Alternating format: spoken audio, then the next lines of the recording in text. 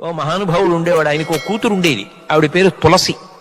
ఆవిడ ఒక రోజున తండ్రి దగ్గరికి వచ్చి అడిగింది, నాన్నగారు అసలు అర్థం పర్థం లేకుండా విమర్శ చేసినా అంగీకరించాలా? దాన్ని కూడా ఊరుకోవాలా? మీరు తొందరపడకమ్మా అంటారేమిటి నాన్నగారు ప్రతిదానికి అని అడిగింది. అడిగితే ఆయన అన్నారు, అమ్మా నువ్వు రాసిన విషయం ఏదైనా ఇలా పట్టరావు ఓ కాగితం అన్నారు. ఆవిడ వ్రాస్తూ ఉండేవారు వ్యాసాలు. ఓ కాగితం పట్టుకొచ్చింది. నేను అడిగింది ఏమిటి, నాన్నగారు చెప్తున్నది ఏమిటని విసుక్కుని. ఆయన కాగితం వంక చూసి అన్నారు, అమ్మ మార్జిన్ వదిలిపెట్టామి, అది కూడా రాసిపోయావా అన్నారు. ఆ అమ్మాయింది, నాన్నగారు కాగితం అంతా రాసేస్తే అందంగా ఉండదు, మార్జిన్ వదిలితేనే అందంగా ఉంటుంది నాన్నగారు అంది.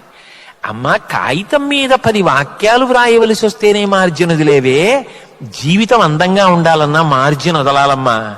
అక్కర్లేని విషయాలు నీ మీద అన్నవాళ్ళని వదిలేయడం కూడా నేర్చుకోవాలి.